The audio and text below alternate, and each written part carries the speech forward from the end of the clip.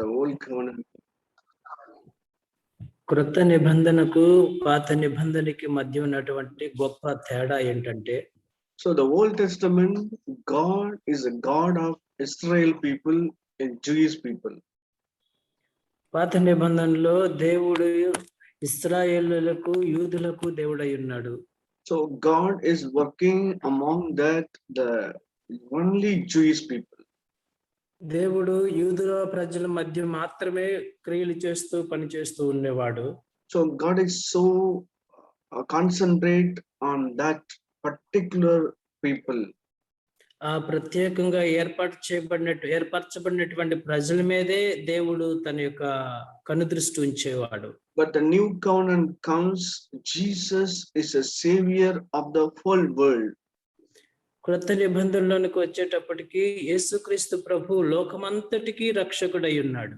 So we all, everybody to understand, God is a God of whole world. ఇప్పుడు మనం ఏం అర్థం చేసుకోవాలంటే, మన దేవుడు ప్రపంచం అంతటికి కూడా దేవుడై ఉన్నాడు. So as per the words in the Bible, we all called as a Gentile people. దేవుని యొక్క వాక్య ప్రకారం మనల్ని ఏమని పిలువబడే వాళ్ళం అంటే అన్యజనులు అని పిలువబడేవారు.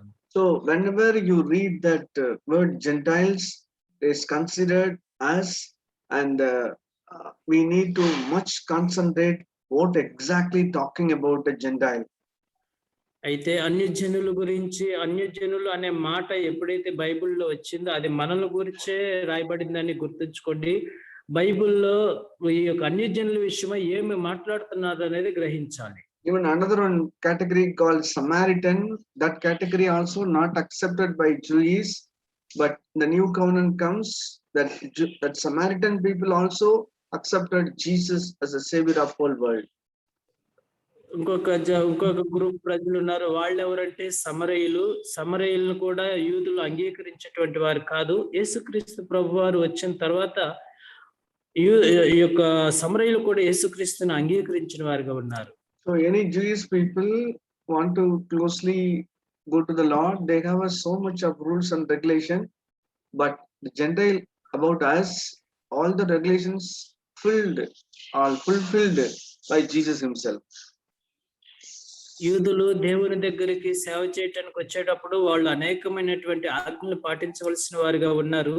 కానీ మన దగ్గరకు వచ్చేటప్పటికి యేసుక్రీస్తు ప్రభు మన కొరకు సమస్తాన్ని నెరవేర్చేసేసారు. So here is the word is talking about the Gentile. I want to read it today. ఈరోజు వాక్య ధ్యానంగా అన్యజనుల గురించి ఏం రాయబడిందో తెలియచేయాలని కోరుతున్నాను. Matthew chapter 12 verse 21. మత్తయి సువార్త 12వ అధ్యాయము 21వ వచనాన్ని చూద్దాం. So this is the word is talking about Gentiles. ఈ మాట అన్యజనుల గురించి రాయబడినటువంటి మాట. What is exactly going to be happen that in his name all the Gentiles having hope on him, right? మత్తయి సువార్త 12వ అధ్యాయం 21వ వచనం ఏం మాట్లాడుతుందంటే, ఈయన నామమందు అన్యజనులు నిరీక్షించెదరన్నదియే. See, again I tell you, this is talking about us. ఈ మాట మరలా నేను చెప్తా ఉన్నాను, ఈ మాట మన గురించే, మన నిమిత్తమే రాయబడిన మాట. What exact going to be happen in the in after Jesus comes and all the Gentiles having the hope on him. ఏం జరగబోయిందో తెలుసా? ఏం జరగబోయిందో తెలుసా? యేసుక్రీస్తు ప్రభువారు ఈ లోకానికి వచ్చినప్పుడు ఈ అన్యజనులు అందరూ కూడా ఆయన మీద నిరీక్షణ ఉంచిన వారుగా మనం చూస్తాం. So the verse 18 starts like this. This is the prophecy of Isaiah. 18వ వచనంలో మనం గమనించినట్లయితే ప్రవక్త అయినటువంటి యెషయా ద్వారా ప్రవచించబడినటువంటి మాటలు ఇవి. So behold, I may select my own beloved. He is the one so much pleased to my soul. He is my beloved, and I will give the spirit on him, and he will show the judgment to the Gentiles. See, చూడండి ఈ మాట మనం మత్తయి సువార్త 12వ అధ్యాయము 18వ వచనం. ఇదిగో ఈయన నా సేవకుడు, ఈయనను నేను ఏర్పరచుకుంటుని, ఈయన నా ప్రాణమునకు ఇష్టడైన నా ప్రియుడు, ఈయన మీద నా ఆత్మను ఉంచెదను, ఈయన అన్యజనులకు న్యాయ విధిని ప్రచురము చేయును. So he will, what exactly going to be happen? That Gentiles will understand the right judgment of God, right? ఇక్కడ ఈ మాటను బట్టి ఏం అర్థమవుతుందో తెలుసా? దేవుని యొక్క న్యాయ తీర్పు అనేది అన్య జనులు సక్రంగా అర్థం చేసుకోగలరు అని రాయబడి ఉంది. So here it is not talking about a very hard thing. It says like this: my servant, my chosen one, my beloved, and my soul, my spirit. See how many my? చూడండి, ఈ మాట కఠినమైనటువంటి మాట కాదు. ఇది ఎక్కడ ఎలాగుందంటే, నా సేవకుడు, నేను ఏర్పరచుకున్నటువంటి సేవకుడు, నా ప్రాణమునకు ప్రియుడు, నాకు ఇష్టడైన వాడు, నా ఆత్మ నుంచి ఎదురు. చూడండి ఎన్ని సొంతంగా మాట్లాడుతున్నాడు దేవుడు. So my spirit I pour upon him. He is able to show the right judgment of God. నా ఆత్మను నా సేవకుని మీద నేను కుమ్మరించదను, అప్పుడు అన్యజనులకు న్యాయ విధిని ప్రచురము చేయును. Okay, what exact going to be happen the Gentiles? Us. అన్యజనులమైన మనకి అసలు ఏం జరగనై ఉందో తెలుసా? See brother, are you tired today? సహోదరుడా, బాగా వేసారిపోయావా? Are you discouraged today? ఈ రోజున నీవు బాగా చింతాక్రాంతుడే అయిపోయావా? Are you having the losing the confidence day by day? ప్రతి దినము నీ యొక్క విశ్వాసాన్ని కోల్పోతూ దిగజారిపోయిన స్థితిలో ఉన్నావా? Are you feel so much of not that much encouragement, so slow down? మనకు కావలసినటువంటి ప్రోత్సాహం లేకపోవడాన్ని బట్టి మనం ఒకవేళ కిందకి దిగే స్థితిలో ఉన్నామేమో. Please listen carefully. What exactly God is going to be done through Jesus, these Gentiles? చూడండి, చాలా జాగ్రత్తగా మీరు గమనించాలని కోరుతున్నాను. దేవుడు తన కుమారుడైన యేసుక్రీస్తు ద్వారా మనకు ఆయన చేయబోతున్నటువంటి కార్యాలు చూద్దాం. Here is written verse 20. ఆ మాటలు ఏమై ఉన్నాయంటే 20వ వచనం నుంచి ప్రారంభమైనాయి. He does not crush the weak. Read. విజయం ఈయన నలిగన్న రెల్లును విరువడు. Hello. What is in Telugu? I don't know, brother. In Tamil, nerinda naanalai murikkamalum. తెలుగులో ఏమైందో నాకైతే తెలియదు, కానీ తెలుగులో తమిళ్లో అయితే ఈయన నలిగిన వారిని అసలు ఎన్నడూ కూడా విరువడు. And English Bible, he does not crush the weak. English లో ఏమని రాయబడిందంటే బలహీనులైన వారిని ఆయన నలగొట్టడు అని రాయబడింది. So the Gentiles doesn't have a capability go to the Lord knowing the Lord. They are like a reed. They are weak, but he never destroy the person. Narinde nanalai murikkadavar. Hallelujah. హల్లెలూయా. ఈ మాట యొక్క అర్థం ఏంటంటే, అన్యజనులమైన మనము దేవుని ఎదుట నిలబడటానికి, దేవుని దగ్గరికి వెళ్ళటానికి అర్హులము కాము. అందుని బట్టి వీళ్ళు బలహీనులు కాబట్టి వీళ్ళని ఎరగొట్టాలి, నలగొట్టాలి అనేటువంటి ఉద్దేశం ఆయనకు లేదు. Because of the self, because of the sin, because of whatever it may be, we may crush, but he is not a person to reject, or other word is not spoil the crush one. మనము పాపముల చేతను, మన సొంత స్వార్థము చేతను మనము బలహీనులమై నలగొట్టబడిన వారమై ఉన్నామని ఆయన ఎన్నడూ కూడా మనల్ని త్రోసివేయుడు. ఇలా వీళ్ళు ఎట్లాంటోళ్ళు అని చెప్పి ఆయన త్రోసివేసేవాడు కాదు. So the pressure, the reed is under, there's so much of pressure that narind nanal, it is narinjibu. So God is not breaking. చూడండి, మకమకములాడేటువంటి అవిస నారని తిప్పేటప్పుడు బాగా హీట్ అవుతుంది చూసారా, అలాంటి దానిని కూడా ఆర్పేటువంటి వాడు కాదు. So much of wind, so much of water, so much of things. Because of that, the reed is going left and right in the mind, but is a breaking is inside. But God does not break totally. చూడండి ఆ యొక్క మగమొక్కలాడుతున్నటువంటి అవిసెనారు చెట్టు గాలి చేతను ఆ వేడి చేత అటు ఇటు కొట్టబడుతున్నప్పటికీ కూడా ఇలాంటి జీవితం కలిగిన వారమైనప్పటికీ కూడా ఆయన పూర్తిగా మనల్ని నలుగుగొట్టేటువంటి వాడు కాదు. Financial crisis, mentally crisis, social crisis, the status crisis, whatever the crush, but he is not at all breaking the person. చూడండి నువ్వు ఒక ఆర్థికంగా నలిగిపోయి ఉండేటువంటి వ్యక్తి కావచ్చు, మెంటల్ గా నలిగిపోతున్నటువంటి వ్యక్తి కావచ్చు, నువ్వు అనేక స్థితిలో నలిగిపోతున్న వాడు అయినప్పటికీ కూడా దేవుడు ఆయన నిన్ను నలపడానికి ఆయన ఇష్టపడలేదు. That is the reason the Gentiles are having the hope on him. ఆ నలిగిపోయినటువంటి స్థితిలో ఉండటాన్ని బట్టి ఆయన యందు నిరీక్షణ మనకు కలుగుతూ ఉంది. ఆయన That is the reason God anointed Jesus. ఆ కారణాన్ని బట్టి దేవుడు యేసుక్రీస్తుని అభిషేకించారు. That is the reason he told he is my selected one. అంతేకా ఈ కారణాన్ని బట్టి ఈయన నేను ఏర్పాటు చేసుకున్న సేవకుడు అన్నాడు. And also whatever the activities he done with that crushed, that reed, because of that my soul is so blessed on him. చూడండి నలిగిపోయి విరిగిపోయినటువంటి జీవితాలను బట్టి చూడంగానే ఆయన నా సేవకుడి విషయంలో నా ఆత్మను నేను చాలా ఇష్టడుగా ప్రియుడిగా ఉన్నాడు నాకు అని చెప్తాడు. He's not allowing that reed to be broken, reed to be fell down, reed to be discouraged and fall down. He's helping the reed to be stand again his stand. That is the reason my soul is so pleased on him. Brother read అన్నదేనే నానల్ నానల్లన్న పురియల brother అనుకో. What is in Telugu brother? నెరింద నానలై మురికామలం. What is in Telugu? నలిగిన crushed రెల్. Crushed? ஒரு ரெல் அண்ணா ஒரு செடி இருக்கும். That is called Nanal in Tamil. Okay నలిగిన రెల్లు బాగా నలగగొట్టబడిపోయింది. అది నలిగిన స్థితిలో ఉంది కాబట్టి ఇంకా ఆయన పూర్తిగా నలగగొట్టడం వారిని బలపరచడానికి ఆయన అభిషేకించినట్లుగా మనం చూస్తాం. God is not considered we are the teak wood. God considered we are reed. మనము పెద్ద టేకు చెట్లు లాంటి వాళ్ళమని మనల్ని దేవుడు గుర్తించలేదు.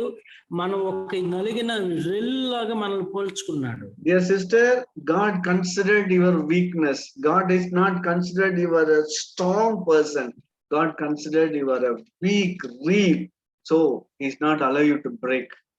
ప్రియమైన సహోదరి, నీ యొక్క బలాన్ని ఆయన గుర్తించట్లేదు, కానీ నువ్వు ఎంత బలహీనరాలువో అది గుర్తించి ఆయన నిన్ను బలపరచడానికి ఆయన సిద్ధంగా ఉన్నాడు. If you want to know the reed, exactly we are using the mat in the houses. The mat is prepared for the reed only. మన ఇళ్లలో ఉండేటువంటి చాపలు ఉన్నాయి కదా, ఆ చాపలు అల్లేది దాన్ని ఏమంటారు బ్రదర్ తెలుగులో? పాయ్. ఎవరికి మైక్ ఆన్ చేయండి. కోరపాయ్.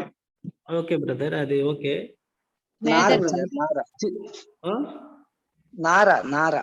ఓకే, నార చాప ఉంది కదా, ఆ చాప లాంటి చెట్టు. Okay. So dear sister and brother, God is considered you are as a nara, weak nara.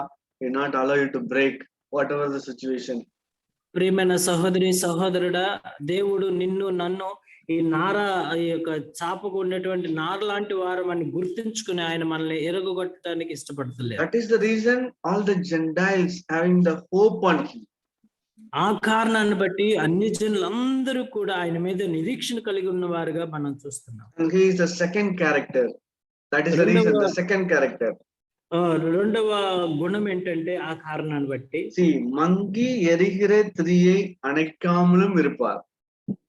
మకమకములాడుచు ఉన్నటువంటి అవిసె నారను వెలుగుతున్నటువంటి మండేటువంటి దాన్ని ఆర్పడు. See, I tell you, brothers and sisters, this is a character of Jesus. చూడండి ప్రియమైన సహోదరి సహోదరుడా, యేసుక్రీస్తు వారి యొక్క గుణం చూడండి ఏ విధంగా మంచిమైన గుణం.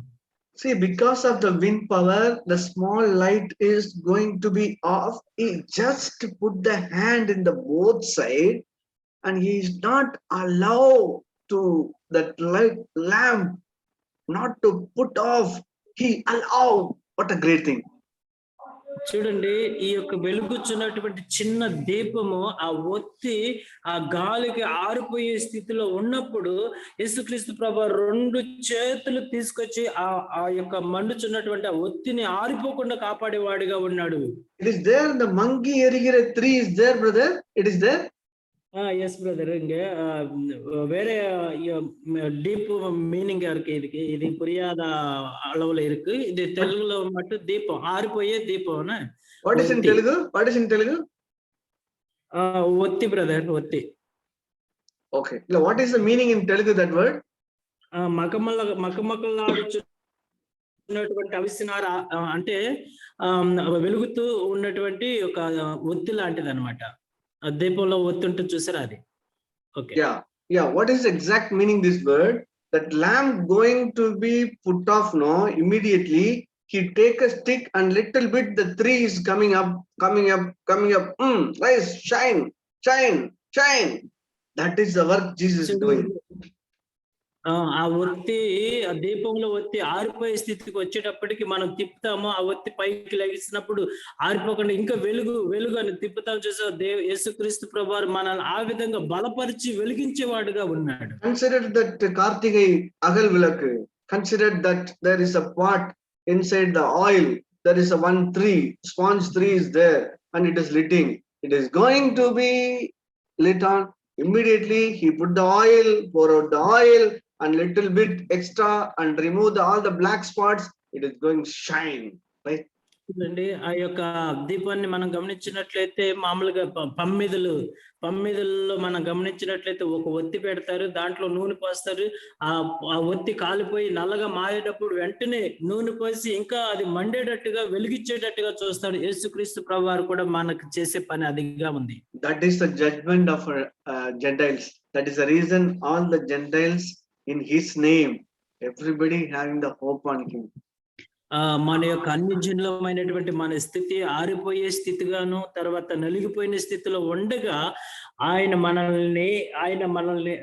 మీద మనం నిరీక్షణ ఉంచడానికి, ఆయన మనల్ని బలపరుస్తాడనే నిరీక్షణ ఉంచుతామని రాయబడి ఉంది. What is his name? He never crunch the broken. He never broken the crunch reed. It is his name. చూడండి, ఆయన పేరేంటో తెలుసా? ఆయన నామం ఏంటో తెలుసా? నలిగిన రెల్లును ఆర్పని వాడు ఆయన నామం. What is his name? Mangi erigire triyai anakkadavar. That is the name. ఆయన నామం అంటే ఏంటో తెలుసా? ఆరిపోతున్నటువంటి ఒత్తిని ఆరిపోనివ్వడు. Dear brother, whatever condition today, I tell you brother, this is a word for the Gentile people like you and me. ప్రియమైన సహోదరి సహోదరుడా, నీవు ఏ పరిస్థితిలో చిక్కి ఉన్నా కూడా అన్యజనులమైన నీకు నాకు ఈ మాట మనల్ని బలపరిచేదిగా ఉంది. There is another word in English Bible. He quench the small hope. He will not put on the small hope in your heart. Brother மறுபடியும் சொல்லுங்க. உங்களுடைய இதயத்தில் இருக்கிற கொஞ்சம் சிறிய நம்பிக்கையை கூட அவர் quench ஆஃப் பண்ணி விட மாட்டார். ఓకే. ఇంగ్లీష్ లో చాలా స్పష్టంగా ఉంది. అదేంటంటే మన హృదయంలో ఉన్నటువంటి చిన్న నిరీక్షణ, చిన్న ఆశను కూడా ఏం చేయడు, దాన్ని వదిలిపెట్టడు, దాన్ని పెద్దగా చేసేవాడుగా ఉన్నాడు. In your heart you may think God is a very hard person. Maybe you are sitting in Malgia. You are not sitting in Matthew. ఒకవేళ నీవు దేవుడు చాలా కఠినంగా ఉన్నాడు అని నువ్వు అనుకుంటే నువ్వు మలాకిలోనే కూర్చున్నావు కానీ మత్తీలోనికి రాలేదు నువ్వు. I don't know how you understand the words 19. I understand very differently. 19వ వచనము మీకు ఏమైనా అర్థమైందో, ఎలా అర్థం చేసుకున్నారు నాకైతే తెలియదు, కానీ నేను చాలా చక్కగా అర్థం చేసుకున్నాను. It is written, அவர் வாக்குவாதம் செய்ய மாட்டார், அவர் கூக்குல இடமாட்டார், அவருடைய சத்தத்தை ஒருவனும் வீதிகளில் கேட்பதில்லை. ఆయన జగడమాడడు, పోట్లాడడు, కేకలు వేయడు, వీధుల్లో ఆయన శబ్దం ఎవరికి వినబడదు. I don't know how you are taking this word. I take it like this. If I am a crunch reed, I am a lamp going to be off. He never ever shouted on me. I take it like this. చూడండి, నేను ఈ మాటని మీరు ఏ విధంగా తీసుకుంటారో నాకు తెలియదు, కానీ నేను ఏ విధంగా తీసుకుంటున్నానంటే, నలిగిపోయినటువంటి అవిసిన రెల్లునైన నన్ను ఆరిపోతున్నటువంటి ఆ ఒత్తి లాంటి నా మీద ఆయన కేకలు వేయుడు అని నేను తీసుకున్నాను. He is not at all Vakuvadam. Why you are doing like this? How many times I spoke to you? You are not at all listen to me. No. ఆయన జగడ మాడాడు, ఎందుకు చేస్తున్నావు, నీకు ఎన్నిసార్లు చెప్పాలి, నీకు బుద్ధి లేదా అని చెప్పి కేకలు వేసేటువంటి ఇదే జగడ మాడేటువంటి వాడు కాదు. Kukural, అయ్యో fools, why you are doing? No. Right? కేకలు ఏంట్రా, ఎందుకు ఇట్లా చేస్తున్నారు దుర్మార్గుల అనే కేకలు వేసేటువంటి వ్యక్తిగా ఉండడు మన ప్రభు. Maybe I fall on the street. I fall on publicly street. ಅವತ್ತರಡೆ ಸತತೆ వీధిகளில் கேட்பதில்லை. ఒకవేళ నేను వీధుల్లో పడిపోయినప్పటికీ కూడా, పాపముల వీధుల పబ్లిక్ గానే పడిపోయినప్పటికీ కూడా ఆయన నన్ను గద్దించినటువంటి శబ్దము వినబడలేదు. Why? Because அவர் న్యాయத்துக்கு ஜெயங்கெடுக்க பண்ணும் வரைக்கும். కారణం ఏంటో తెలుసా? విజయము పొందు వరకు కూడా, ఆయన జయించే వరకు కూడా. Dear brothers, please understand the character of a new covenant Jesus. ప్రియమైన సహోదరి సహోదరులారా, క్రొత్త నిబంధనలో ఉన్న మన ప్రభువుని యేసు గుణాలు గుర్తించాలని కోరుతున్నాను. See, you are the crunched reed, even then he don't at all break. ప్రియమైన సహోదరుడా సహోదరి, నీవు నలిగిపోయిన రెల్లు లాంటి వాడు కనుక ఆయన నిన్ను విరగొట్టడు. And you are going to be mangi erigiradri, even then God is not going to put off. He will try his level best to shine and shine. ఒకవేళ నువ్వు ఆరిపోతూ ఉన్నటువంటి దీపమైనప్పటికీ కూడా, ఆ ఒత్తిలాగా ఉన్నప్పటికీ కూడా నిన్ను నివ్వకుండా ఏ విధంగానైనా సరే నిన్ను వెలిగించేవాడిగా ఉన్నాడు. Don't listen the voice of Satan. Don't listen the voice of your weak flesh. Listen the word of God. ప్రియమైన సహోదరుల, దుష్టుడైన అపవాది మాటలకి వినొద్దు, వాడిని నమ్మొద్దు. మీ యొక్క బలహీనమైన శరీరం మాట్లాడే మాటలు మీరు నమ్మొద్దు, దేవుని వాక్యాన్ని నమ్మండి. Here is John Gospel chapter 6 verse 37. யோహాను சுவார்த்த 6వ అధ్యాయము 37వ వచనం చూద్దాము. பிதாவானவர் கொடுக்கிறவை யாவும் என்னிடத்தில் வரும், என்னிடத்தில் வருகிறவனே நான் புறம்பே தள்ளுகிறதில்லை. I will not cast out any man. చూడండి, యోహాను సువార్త 6వ అధ్యాయము 37వ వచనము, తండ్రి నాకు అనుగ్రహించిన వారందరూ నా యొద్దకు వత్తురు, నా యొద్దకు వచ్చు వారిని నేను ఎంత మాత్రము బయటకు త్రోసివేయను. The Gentiles like you and me, weak and fallen, this is the word for us. God selected, God Father selected us as child of God. We may go to him. The Jesus told all of you, I will not cast out anyone. బలహీనమై పడిపోయినటువంటి స్థితిలో ఉన్నటువంటి అన్ని జనుడు అయిన నిన్ను నన్ను తండ్రి తన పిల్లలుగా చేర్చుకున్నాడు కనుక ఆయన ఎద్దుకు వచ్చిన వారిని ఎంత మాత్రము ఆయన కుమారుడైన యేసుక్రీస్తు మనల్ని త్రోసివేసేవాడు కాదు. See, the words 20:38 says that is a will of God. I want to do this will. చూడండి 38వ వచనం, అది నా ఇష్టము, అది నేను నెరవేర్చడానికి వచ్చాను. See, என் சித்தத்தின்படி அல்ல, என் அனுப்பினுடைய சித்தத்தின்படி செய்யவே நான் வானத்திலிருந்து இறங்கி வந்தேன். నా ఇష్ట ప్రకారం కాదు, నా తండ్రి నన్ను పంపించిన వాని చిత్తము నెరవేర్చడానికి పరలోకము నుండి నేను దిగి వచ్చాను. Why he came from heaven? The reason behind this, he will not at all reject anybody. పరలోకము నుండి భూమి మీదకి ఎందుకు దిగి వచ్చాడో తెలుసా? ప్రభువైన యేసుక్రీస్తు ఒక్కను కూడా తృణీకరించడానికి రాలేదు ఆయన. So please understand the heart of Jesus. చూడండి, ప్రభువైన యేసుక్రీస్తు హృదయాన్ని మనం అందరూ అర్థం చేసుకోవాలని కోరుతున్నాను. In the book of Song of Solomon, your name is so much of very tastiest scent. This is the name. చూడండి, పరమగీతములలో మనకు పెట్టుకున్నటువంటి పేరేంటి? పరిమళ తైలము లాంటి వాళ్ళమని పేరు పెట్టుకున్నాడు. This is a scent. This is a knowledge. This is the power. This is the word we need to believe as a Gentiles. Amen. అన్యజనులమైనటువంటి మనము దేవుడు మనకి ఇచ్చినటువంటి దానిని పరిమళ తైలంగాను మనల్ని ఈ విధంగా ప్రేమిస్తున్నాడు అన్నది మనం అందరం గుర్తించి గ్రహించాలని కోరుతూ ఉన్నాను. Don't worry, brother. Don't worry, sister. There is a Jesus is available for you. ప్రియమైన సహోదరుడా సహోదరి, భయపడవసరం లేదు, బాధపడవసరం లేదు. యేసుక్రీస్తు ప్రభువారు మన కొరకే నిలబడి ఉన్నారు. He is ready to accept you as it is. నీవు ఉన్న స్థితిలోనే నిన్ను అలాగా అంగీకరించేవాడుగా ఉన్నాడు. Amen. ఆమేన్.